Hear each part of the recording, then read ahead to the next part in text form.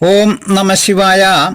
തൃക്കേട്ട നക്ഷത്രത്തിൻ്റെ ഫല നിരൂപണം ചെയ്യുമ്പോൾ നക്ഷത്രത്തിന് 15 നാഴിക അഥവാ 6 മണിക്കൂർ വീതമുള്ള 4 പാദങ്ങളായി തരം തിരിച്ചിട്ടുണ്ട്.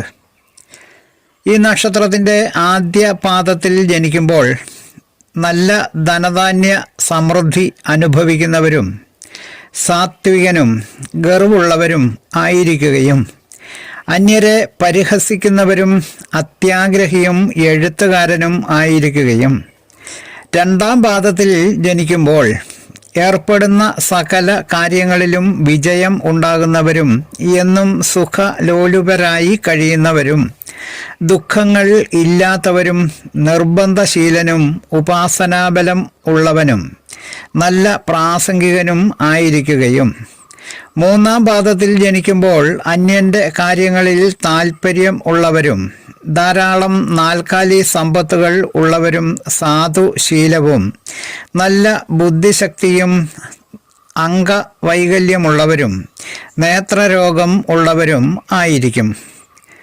നാലാം പാദത്തിൽ ജനിക്കുമ്പോൾ തീരെ ദയാദാക്ഷിണ്യം ഇല്ലാത്തവരും കലഹങ്ങൾ ഉണ്ടാക്കാൻ സമർത്ഥരും കുലത്തിന് നാശത്തെ ചെയ്യുന്നവരും ലജ്ജയില്ലാത്തവരും ആയിരിക്കുന്നതാണ്.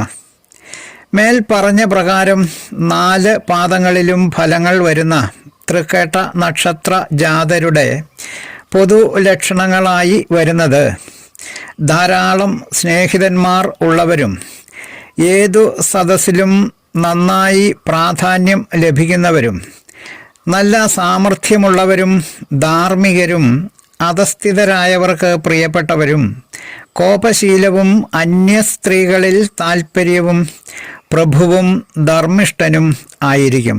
മോഹനൻ ജ്യോത്സ്യർ, ജ്യോതിഷ ആചാര്യ. ഓം നമഃശിവായ.